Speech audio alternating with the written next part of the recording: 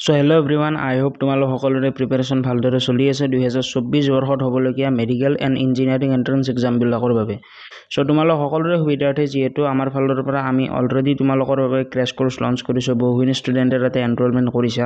So সেই কোৰ্সত enrolment কৰা বহুখিনি ষ্টুডেণ্টে সুধি আছিল আজি এটা all India institution of medical সায়েন্সেছৰ ফালৰ পৰা কণ্ডাক্ট কৰোৱা 2024 বৰ্ষ BSc নাৰ্ছিং এণ্ড পেৰামেডিকেলৰ এন্ট্ৰেন্স এক্সামৰ অনলাইন এপ্লিকেশ্যন কেতিয়া ষ্টাৰ্ট হ'ব আৰু কেতিয়া হ'ব। সো ফাইনেলি তোমালোক সকলোৰে সুবিধাৰ্থে এইমছৰ ফালৰ পৰা 2024 বৰ্ষৰ অনলাইন এপ্লিকেশ্যনৰ শিডিউলটো মুকলি কৰি দিছে। সো আজিৰ ভিডিঅ'টোৰ জৰিয়তে ইনডেপথ ইনফৰমেশ্যন জানিব চেষ্টা কৰিম অনলাইন এপ্লাই কেতিয়াৰ পৰা ষ্টাৰ্ট হ'ব, কেতিয়া হ'ব।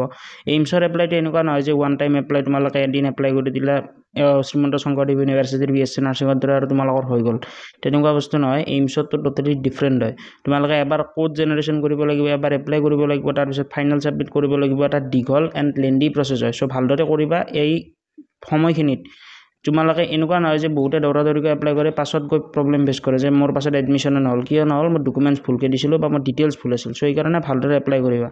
ভিডিঅ'টো যিখিনি ষ্টুডেণ্টে বৰ্তমানলৈ চাই আছা তোমালোক সকলোৰে সুবিধাৰ্থে আমাৰ ফালৰ পৰা অলৰেডি আমি ক্ৰেছ কোৰ্স লঞ্চ কৰিছোঁ আসাম এগ্ৰিকালচাৰ ইউনিভাৰ্চিটিৰ CET এক্সামৰ বাবে।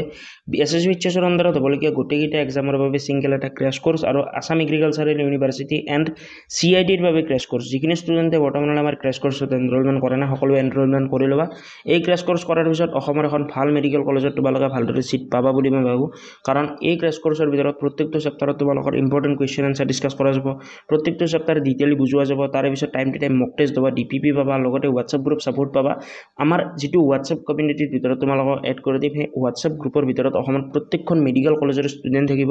যিকেইটা ষ্টুডেণ্টক যদিও তোমালোকৰ কিবা ডাউট থাকে তোমালোকে সুধিব পাৰিবা, লাইক GMCৰ হওক, AMCৰ হওক, প্ৰত্যেকখন মেডিকেল কলেজৰ ষ্টুডেণ্ট, যাৰ পৰা তোমালোকে বিভিন্ন ধৰণৰ বস্তু টাইম টু টাইম শিকিব পাৰিবা।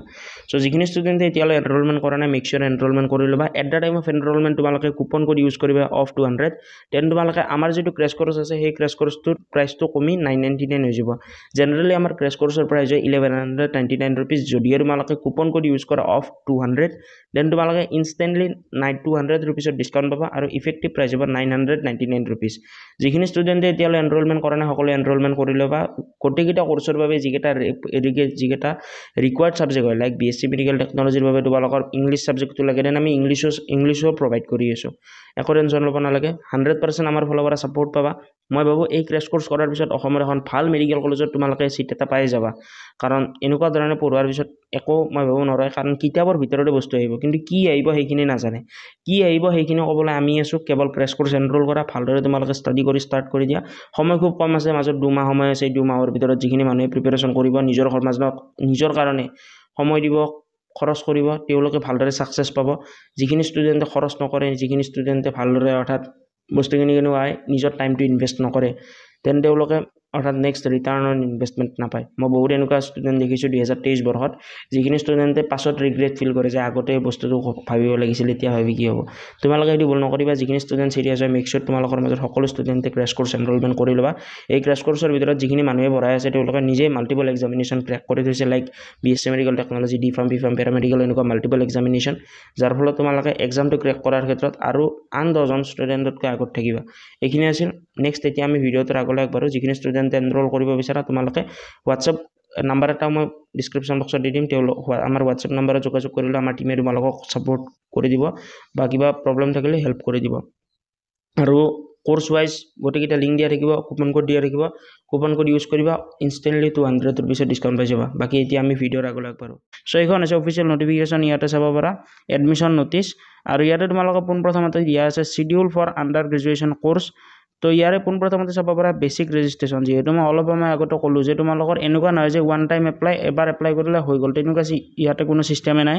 তোমালোকে ইয়াতে 3-4 বাৰ এপ্লাই কৰিব লাগিব, তাৰে পিছতে ফাইনেল ছাবমিট হ'ব। আৰু বহুতৰ কিন্তু ৰিজেক্টো হয়, আৰু বহুতে এইবিলাক কৰিবও পাহৰি যায়। সো কেতিয়া কোনটো সময়ত কি আছে, কেনেকুৱা ধৰণে কৰিব লাগিব সেইখিনি মই কৈ দিম, ভালদৰে চাই লোৱা।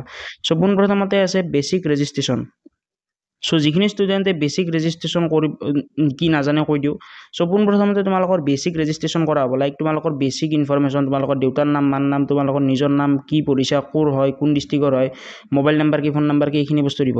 সো বেছিক ৰেজিষ্ট্ৰেশ্যন তোমালোকৰ ষ্টাৰ্ট হ'ব 2024 বৰ্ষৰ অলম'ষ্ট তোমালোকৰ মাৰ্চ মাহৰ 5 তাৰিখৰ পৰা আৰু শেষ হ'ব এপ্ৰিল মাহৰ 4 তাৰিখ। এই টাইম পিৰিয়ডখিনিৰ ভিতৰত তোমালোকে বেছিক ৰেজিষ্ট্ৰেশ্যনটো কৰিব লাগিব আৰু তাৰে পিছত আহিব কোড জেনেৰেশ্যন। মই যিহেতু ক'লোৱে যে প্ৰথমতে বেছিক ৰেজিষ্ট্ৰেশ্যন হ'ব, তাৰে পিছত তোমালোকৰ কোড জেনেৰেশ্যন হ'ব।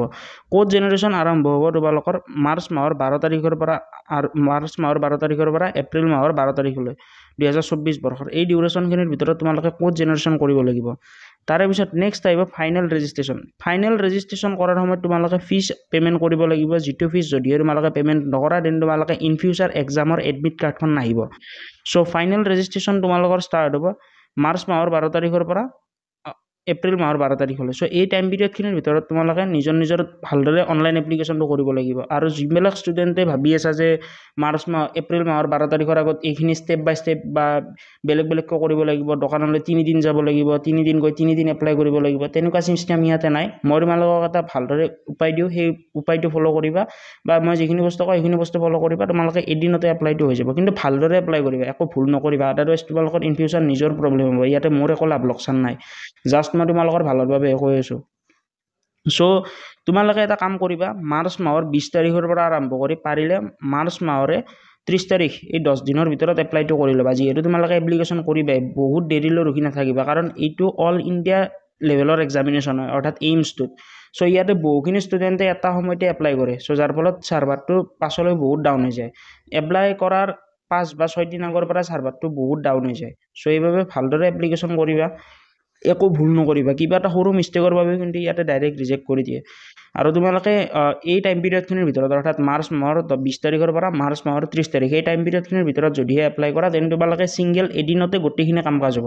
ভালদৰে চাৰি জালি গোটেইখিনি কাম কাজ কৰি ল'বা। চ' আজিৰ ভিডিঅ'টোৰ জৰিয়তে আই হোপ এইমছৰ এক্সামৰ অৰ্থাৎ কেতিয়া এপ্লাই হ'ব, কি হ'ব, এইখিনিৰ বিষয়ে গম পালা। নেক্সট ইয়াৰ পিছত এটা ডিটেইল ভিডিঅ' আহিব, যিটো ভিডিঅ'ত এইমছৰ এক্সাম ডেট উইথ চিলেবাছ বা গোটেইখিনি বস্তু আহিব, কেনেকুৱা ধৰণৰ আহে, পেটাৰ্ণ কি হয় কি নহয় গোটেইখিনি। চ' এই ভিডিঅ'টোৰ জৰিয়তে মই গোটেইখিনি বস্তু ক'বলৈ চেষ্টা কৰিলোঁ। যিখিনি ষ্টুডেণ্টে এই ভিডিঅ'টো এতিয়ালৈ চাই আছা, যদিহে তোমালোকে বৰ্তমানলৈ আমাৰ SSC এইচএছৰ আণ্ডাৰত হ'বলগীয়া 2024 বৰ্ষৰ মেডিকেল টেকন'লজি কোৰ্ছ বা BSc medical technology, D-Pharm, B-Pharm, পেৰামেডিকেলৰ আমাৰ ফুল্লি মাষ্টাৰী কোৰ্ছ, ক্ৰেছ কোৰ্ছ এতিয়ালৈ এনৰলমেণ্ট কৰা নাই। চ' অতি সোনকালে এনৰলমেণ্ট কৰি লোৱা, কাৰণ সেই ক্ৰেছ কোৰ্ছৰ ভিতৰত আমাৰ অলৰেডি ক্লাছেছ চলি আছে। তোমালোকে দেৰি কৰিলে নিজৰ লোকচান হ'ব। চ' এইখিনি আছিল আজি।